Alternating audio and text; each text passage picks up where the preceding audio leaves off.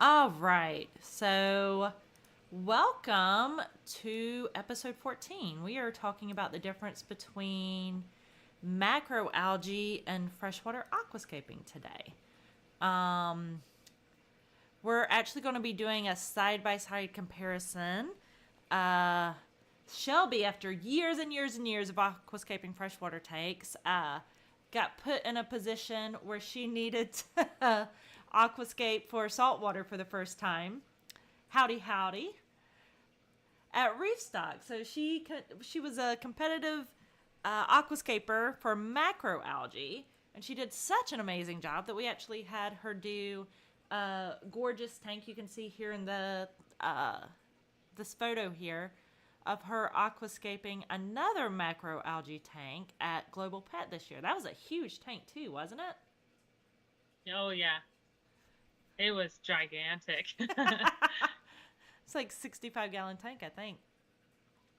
uh, I don't remember if it's that or like bigger because I was expecting it to be a little bit smaller. I keep forgetting it might be bigger than that.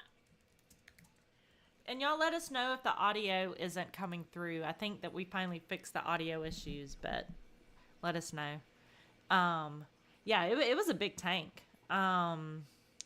So in this episode, I'm going to ask Shelby a whole bunch of questions about those experiences and get real about the differences between the two styles between freshwater and saltwater. We're also going to talk a bit about what equipment is needed, how you manage growth, and which one might be the right setup for you. If you guys don't know this, I'm a huge saltwater person, so it's going to be fun, I think, mixing our knowledge for this one. All right, so let's get right back into it. Shelby, what was it like switching from freshwater to saltwater aquascaping for the first time? It's very interesting. I enjoyed it a lot. I've been wanting to branch into that side for a long time, and I've just been a little too scared to do it. So it was nice to like be able to put myself in that situation and get it done. It's it's easier for freshwater for me. It's just been something that's comes naturally, and then the saltwater kind of scares me, but a lot of people were like, no, do this, this, and this, and it's not that hard. And I watched some videos and I was very excited. Well, hopefully someone will be able to watch our video today to get some insight on it. Hmm. So I think one of the most exciting things to me as like the macroalgae scene starts to grow is that freshwater aquascaping is hugely popular, like widely popular, right? I think macroalgae is a really nice shift so that people who enjoy aquascaping with freshwater can kind of do saltwater. Saltwater has a whole lot more organisms. Obviously, there's fish. The fish tend to be very vibrant. But then we also have all kinds of inverts, starfish. We have seahorses, I think we're going to talk about today. Crazy snails, worms, Christmas tree worms,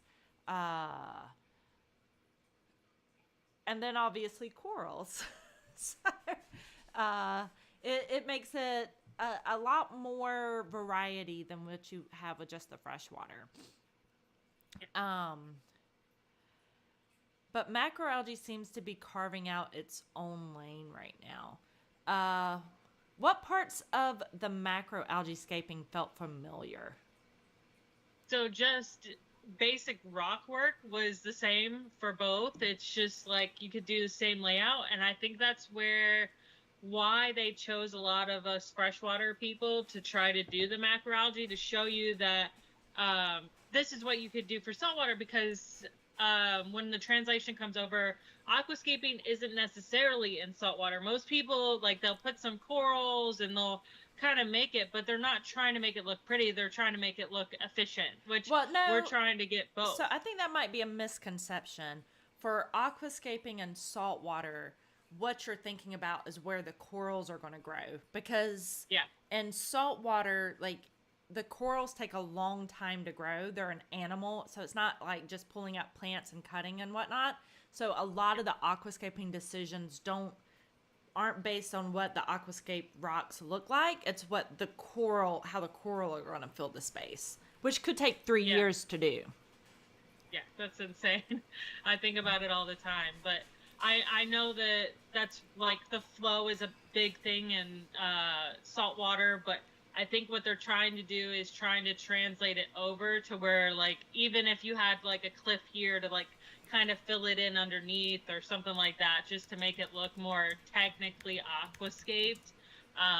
But Yeah. yeah, that's what I enjoyed about like the translation. It was being able to understand that these certain plants, especially the macros, do need certain types of flow. So you don't want it to be like too stagnant. And that's why, like both the scapes, I tried planting it where the flow would go the right way and hopefully do really well for the plants. Mexicali said, isn't harder to aquascape coral because they get up and move? That depends on the coral.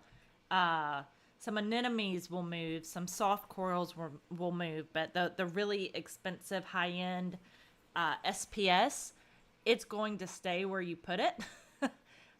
Which means when you put it somewhere, it has to have enough light and the right amount of flow. And if the flow, if other corals grow into the space to block the flow, then that becomes a problem. So yeah, Shelby's right and you're right. Like, it's a lot more different considerations once you start doing coral, which is why macroalgae is so great, because you don't have those same restrictions as you have with coral.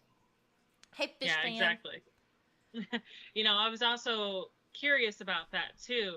When the corals and the anemones move, is it to find a better location for themselves, or can they actually kill themselves by moving the wrong way? They can definitely kill themselves, but it's typically because they're unhappy with where they are. Either they're getting too much flow, not enough flow, not enough light. So an anemone will like try and move higher up in the tank if it's getting too much, or not getting enough light, or move down in the water column if it's getting too much. But it's not uncommon for, if it lets go, that it to get caught up in the flow and get shredded by a pump. Wow. Yeah, these are all things I don't think about when from freshwater experience to saltwater. Like, that's something I would have to learn and educate myself on. Just, I could make a pretty tank, but is it going to be efficient enough for those corals or the anemones or whatever I put into that inhabitants? Yeah, and the pricing sometimes can be really expensive, which is, again, another reason why macroalgae is a nice transition, because you're not learning by failure. And I think when I first started, the chemistry and the equipment was so overwhelming to me. Having the added layer of trying to figure out what the needs of each coral was just, it's too much information to begin with. Yeah. That's the good thing about the aquatic plants in freshwater, is they're all classified. Like, these are easy, these are medium, these are hard. Usually when you get to the hard, it's CO2 needed. Medium, you could, get by. They're not going to thrive without CO2 and like highlighting, but they can live. So people don't generally, so ours is basically laid out for us. But when I go to a coral show, they don't have that. They don't have like, here's easy, medium, high, and like the care for them. So I think that's like where the translation, it's easier for people just to go and do a planted aquascape for someone than corals. But I think macros are like right in between, where you just need to know their flow, you need to know their nutrients, what they need, and what they need to survive. Like, it's kind of like a fish, the nutrients it needs and where it needs to be put. So all right, we're already 8 minutes in, so I'm going to try 9 minutes in. So moving ahead a little bit, I feel like we could stay on this one thing for quite a bit. All right, let's talk about plants and or macroalgae. How does growth compare between the two styles? So I know freshwater tanks, they require a lot of trimming, right? Yes, if you have CO2 in them, they can require a lot of trimming. People don't tend to trim them, and then they have algae issues, and that's where you could go wrong in a freshwater. So but most people don't do CO2, so you could have like some slower growers in there that would be better for you. So there's for macroalgae, some of them need a lot of trimming, especially some of the fast growers like Chaeto, Ulva, and Dragon's Breath. Chaeto being one of the fastest growers. But a lot of macroalgae are really slow growing species. Um, and those slow growing species can be really desired. Uh, and aren't going to need a whole lot of trimming or maintenance. The problem is those higher growing macroalgae, a lot of times they're actually used for nutrient export in a reef tank. So I have a 160-gallon tank right here. And every week, whenever I had Chaeto growing in it, I would take out a whole 5-gallon bucket of Chaeto to throw it out. Because the Chaeto is managing my nutrients just like it would in a planted tank. But if I have a small macroalgae bowl, which is one of the nice things about macroalgae, you can do smaller tank sizes. That's not ideal. So Yeah. having some knowledge about which macroalgae grow so fast and so rapid versus those that are slower growers like blue hypnea, it's a really popular, beautiful one, but it's a really slow grower, is going to be super important if you're going along these lines. Shelby, did you come home and set up a macroalgae tank, or did you leave them all there? So I have a giant pond outside, and some of it has survived, which is good because it was like fresh. We tried to pre-mix the salts as much as we could before, but they can't survive in that bag for too long. So we had to get them in the water. So some of them are doing good. I'm surprised in my little tiny bowl, the filtration has stopped working because I clogged it with the sand by accident. Yeah, that was my fault. I didn't put enough. You have to put lava rock at the bottom of it so it doesn't suck it up because that's where the filtration is at the bottom. So once I fixed that, but it's all survived. It's got a little light on it and there's like no flow. And I'm very, very shocked that it's all survived in that tank right now. It sounds like you guys are doing more ponds out back today also. Yes, yeah, we already have like 70 ponds outside, so that is one I'm gonna have to go maintenance today and make sure some of those plants are planted and they're doing well. We are trying. This is a new thing for us, and hopefully the sun helps take care of it a lot. Have you experienced any fast growth from any of the macroalgae? Not fast. Oh well, the Chaeto, we actually have that one in a brackish water tank, and it still grows pretty moderately fast. I could only imagine in a full saltwater setup how fast that actually grows. Yeah, Chaeto can outcompete almost the corals at some point for nutrients. It can really strip the water of all the trace elements that's needed because it grows so incredibly quickly. But it can be pretty though if you're using it the right way. Yes. All right. Maintenance realities. So something that I hear a lot is that macro tanks are easier than freshwater, but we also hear that saltwater is so much more difficult than freshwater. Which one of these is true? This is like, I guess it depends on what you do because I could have like a low maintenance, like I have one tank that has no maintenance for freshwater. And then you could have a CO2 tank where it's like daily maintenance and you're trimming and replanting and making sure everything's on point with the fertilizers, the CO2 to the lighting. And then the macros, I've seen a lot of people have some that are completely like you don't really need to do anything. But then you have like some of them that are high maintenance that look really beautiful, and it's all about how you use it, you know? I switched to your final tank photo at Global. God, that's such a pretty tank. Yeah. Yeah, I think that's with everything too, right? Like you can make something as easy or as hard as you want it to be. It's just having some knowledge of what those different things are. So I know that when we first started this outline, we had that macroalgae could be easier because it doesn't require CO2 injection. Hmm. But one of the things, if you're unfamiliar with saltwater, is that you don't realize that there still needs to be a carbon source. So carbon dioxide is being injected in a planted tank to help with the photosynthesis. But typically, macroalgae are getting their carbon source instead of carbon dioxide, they're getting it from calcium carbonate. And this is actually going to, depending on the calcium carbonate source, it can raise your pH or lower your pH. Oh man. So kalkwasser is my preference for giving it the calcium carbonate source or that carbon source. So kalkwasser is basically lime, soda lime, and it's mixed with water, and it has a pH of around 11. So you have to be careful with how much you put in because that's really, really high. But getting all like fancy now, the pH for what's the pH requirements for freshwater typically?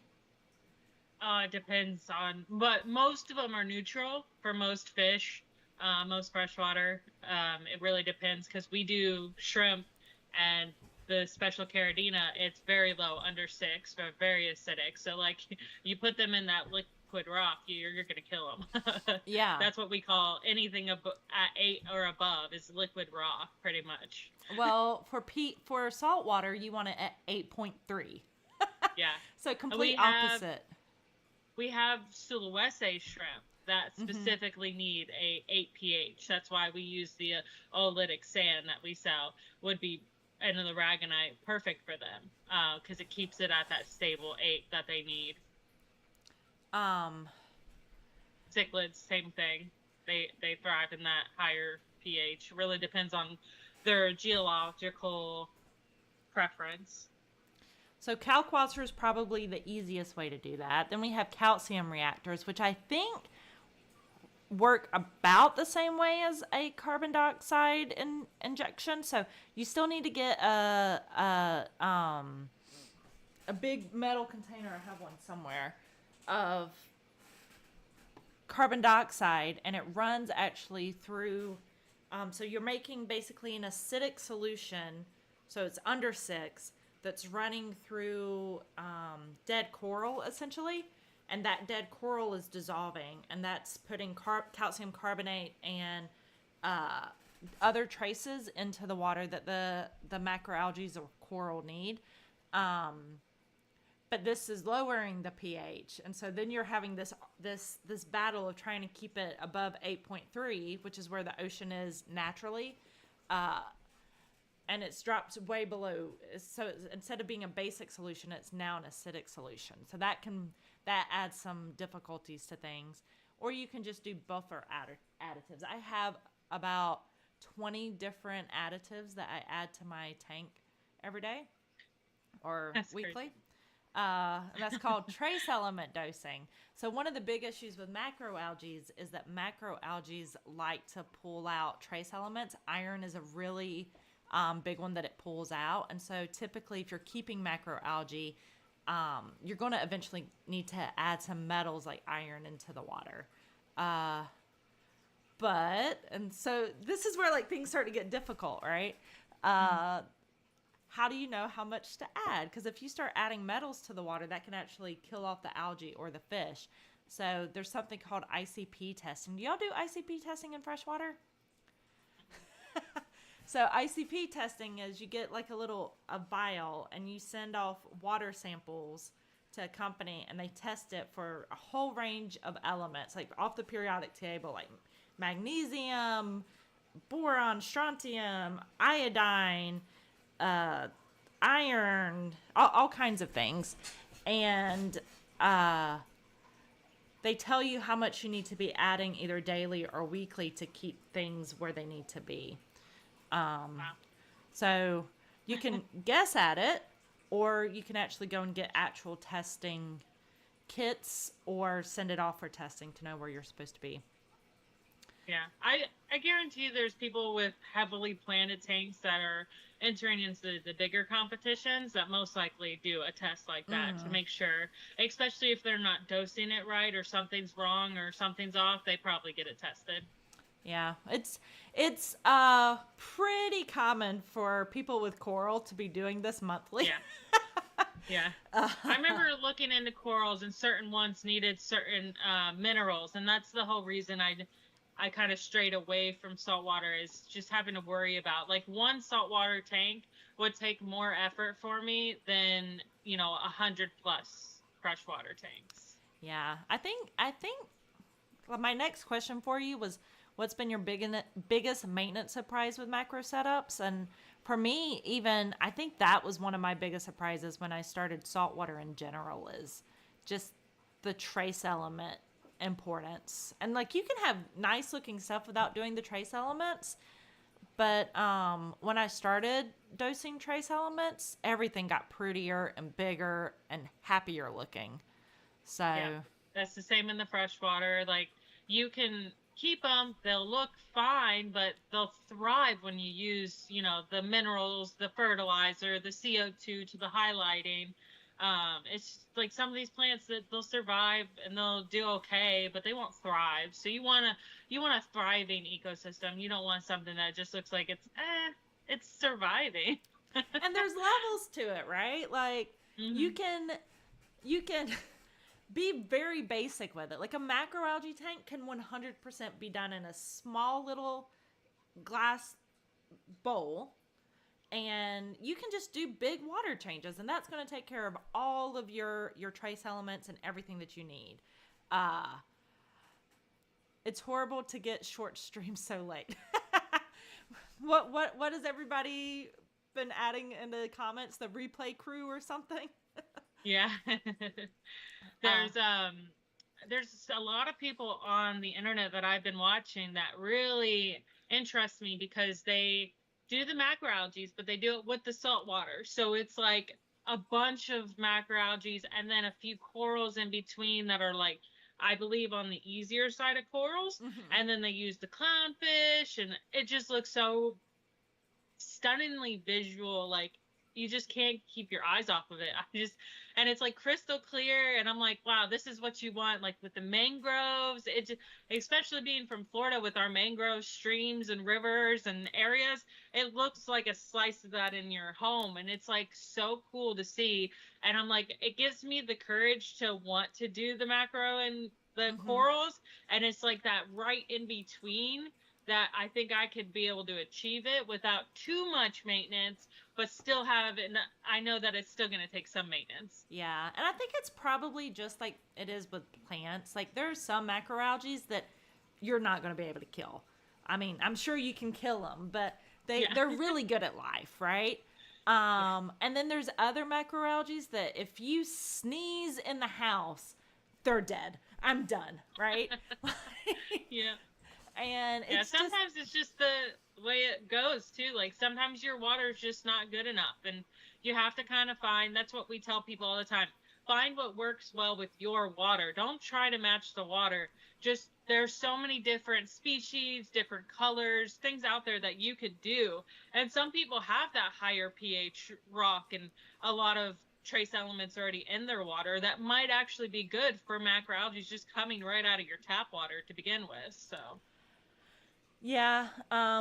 But there's also probably a lot of stuff in your tap water that would kill your macroalgae. So, um, yeah, that's true. thinking along those lines, saltwater versus freshwater equipment differences. So I know one of the things with saltwater is you pretty much have to have an RODI machine unless you have a very small tank and you can go and buy something from an LFS. Like you should not be using straight tap water. Uh, Yeah. what other equipment differs between freshwater and saltwater? We already talked about Kalkwasser versus calcium reactors versus CO2 injection. Do y'all use skimmers in freshwater? So some people do. It's not very common. You don't need it. It's mostly for like big aquascaping people or really high-tech tanks that you would use a skimmer. I would never really ever use a skimmer on any of my tanks because they're just low-maintenance tanks. So Yeah. that's the whole purpose of doing the tanks that we do, is so you don't have to have all that equipment. You don't have to have the heater. You don't have to have certain things. Now, some species do with like cichlids to angelfish and warmer waters, but you also have like wave makers sometimes, and things that generally circulate the water. We don't really need that in freshwater at all. Some people have stream tanks that like have a huge flow, but it's pretty rare. So you mentioned heaters, and I know a lot of times people like to use, like I see the go-to for macroalgae is seahorses. And I think one thing that people don't know or don't know a lot about most seahorse species is they actually need colder water. So you have to buy a chiller for your aquarium if you're going to keep seahorses for the vast majority of species. And a chiller can run like minimum $200. Yeah, that's crazy. I know, right? It's like we're so thought about like heaters, and the whenever I first started, at one point I wanted seahorses, and then whenever I realized that, I was like, nope, can't. I don't want two separate systems. Yeah. Lighting, that's my next thing on my thing. So macroalgae, I know a lot of times that you fresh people pick on us salties because everything's blue. Yeah. So, and I think that that's a bit of a misconception that happens with the macroalgae. People think that macroalgae still requires blue heavy lighting, and it actually, your macroalgae is not going to thrive in blue lighting. Do you know that? Yeah. So That's the only one I knew, because I see most people that have a macroalgae tank, it looks like the sunlight always. Like, I've never seen one that people put blue light on that, and I knew there was something towards it, because a lot of the greens especially are like closer to the surface, and they get full sun like all day in order to grow. So they're not really deep water species. So one of the reasons why us reefers keep the blue lights actually is because the white and the red spectrums aren't super necessary for and the green spectrums aren't super necessary for coral growth. And what it ends up actually causing is more nuisance algae growth. So if you if you don't provide the spectrum that nuisance algae needs to grow, then you're not going to have to deal with it as much. But macroalgae, even though it's not considered a nuisance, surprise, surprise, algae kind of use the same spectrums. So algae actually benefit from that full spectrum of light. So in a reef tank, we don't want algae growing typically. We want the corals growing. But if you're doing a macroalgae tank, that changes a little bit. Steven said special secret decoder glasses to look at your corals. Like, we have those, we have orange glasses that we use to cut through the blue light so we can see the colors. And I hate that you have to do that, actually. I wish that it wasn't necessary. But yeah, it's macroalgae requires a completely different light spectrum than a coral reef. So I've heard people say they don't want to do macroalgae because in their head they think saltwater means they have to do blue light. Now, most people that are in the saltwater hobby that have macros they put them in their sumps, correct? It depends. So there's people like Tyga Boy Dennis, where he grows primarily macroalgae, so his tanks are just macroalgae. But macroalgae is often used. Almost anybody who has a sump is using some type of algae as a nutrient control. So a lot of times when they open up their sump, you'll see this bright red light that comes out of it, and it's because the algae grows better in the red light, and there's really not much red light in needed for coral growth. Okay, that was my next question, is like, what light do they use? Because like, I think of sump, I think of darkness and there's nothing there. But but I didn't think that they had a light. That's cool to know that's red. We'll get to this later on, but I'm going to be setting up a big macroalgae tank over here. But we'll Awesome. trying to watch the time. I'm like, we're at 30 minutes already. Yeah. Maybe Went by everybody's fast. right. This is too short of a live stream. All right, so let's talk about fish. So when we're doing macroalgae versus fish with planted tanks with fish, is there any considerations that you have to take? Sometimes there's like some shrimp don't do too well in CO2. Most of the fish fare well. You can overgas your fish and shrimp real fast if you do put them in, but it's not like really big of a concern. Like, that's not really going to stop. It's more of like who can work with who and your water chemistry, not too much anything else. So livestock with macro tanks. So when I was doing some research, I kept seeing that people were suggesting nano reef fish, and I think that's because macro algae tanks up until recently really were small bowls. But whenever I get to thinking about it, like there's not really a whole lot of fish that I think are incompatible with a macroalgae tank unless they just eat the macroalgae. So like tangs, they like to eat macroalgae, but for the most part, I think you can do butterfly fish, you could do wrasses, you could do cardinals, you could do just about anything. Yeah, anything that doesn't eat the plants, which that does happen. Like there's snails that eat plants. There's like crayfish try to eat plants too. So like just not something you would put in like an aquascape. Yeah, it's yeah, I think that unless the tank is just too small for a fish, I don't think that there's a whole lot of limits for macroalgae. Make sure it doesn't eat macroalgae. Yeah. And otherwise, like, it should be fine. Or if yeah. it does eat macroalgae, be ready to replace it, right? Yeah. The only one I saw for when I was researching was tanks, like specifically like to eat algae and well, so I guess that's all they eat. Vegetation. Yeah. And So- the wild tanks only eat algae. So if you put them in a tank full of algae, they're going to think it's a buffet. Yeah. Oh, like, yeah, cichlids. Yes, most cichlids aren't in an aquascape though, vibes, because the pH alone doesn't really grow. So like you got to think about that too. Most plants don't grow in that pH that you're putting in aquascape. So luckily that's makes it easy for you. You can't choose those cichlids. Well, there are some that can go in an aquascape. I wouldn't choose them either. So I think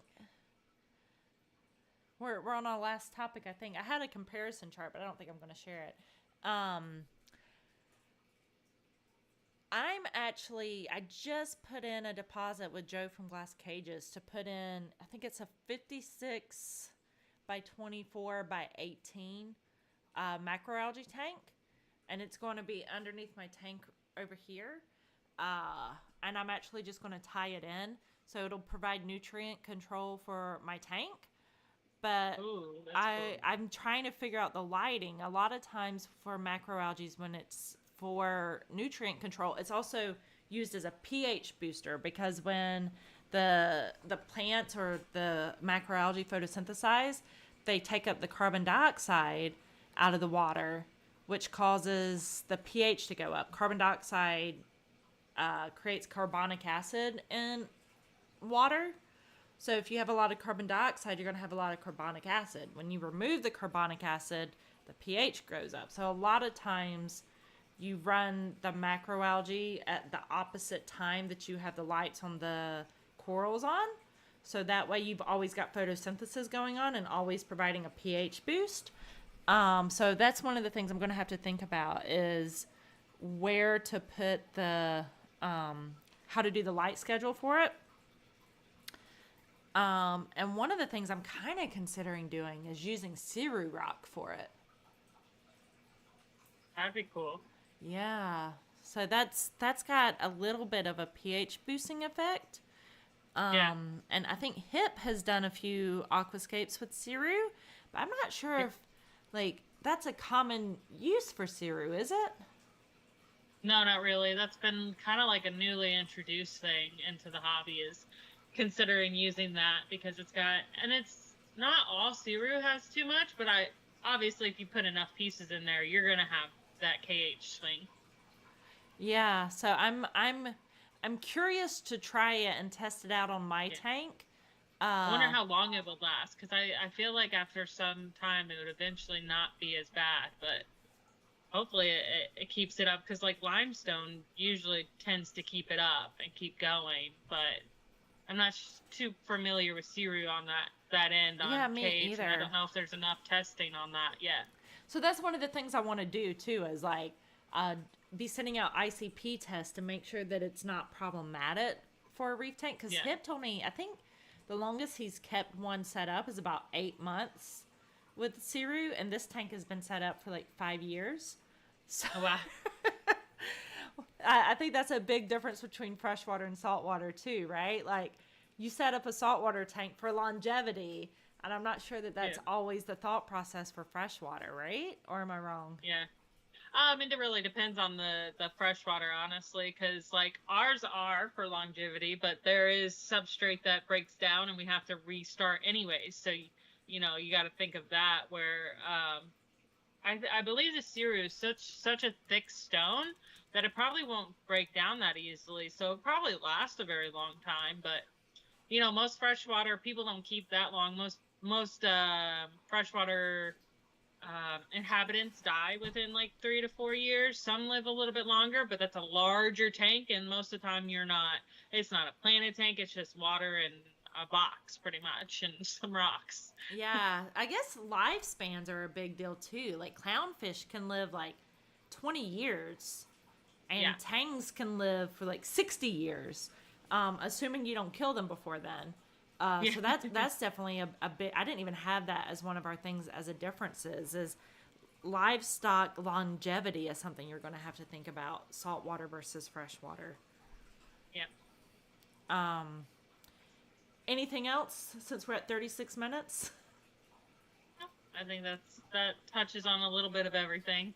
So I think the next 3 episodes we're kind of going back to the beginning. So if you know anybody who's starting out, you might want to point them in our direction the next couple of weeks. But I think one of the biggest things that we can all agree on is aquascaping isn't one size fits all. Macroalgae offers a ton of opportunities to be creative that I don't think necessarily exist when we're talking about coral saltwater tanks. If you're willing to get hands-on with a different kind of challenge, it's something that you might want to consider. I think it's worthwhile. I obviously love saltwater. Whether you're deep in the freshwater world or testing your first saltwater build, we hope that this gave you a clearer picture of what macro really takes. I feel like we could still talk about this for a couple more episodes. Maybe we'll come back to it. Thanks for tuning in. Don't forget to like, follow, and tag us with your tanks on what's our Aqua Natural Aquascaping Club on Facebook. Anything you want to add, Shelby? Thank you guys for watching. Swim with Pisces.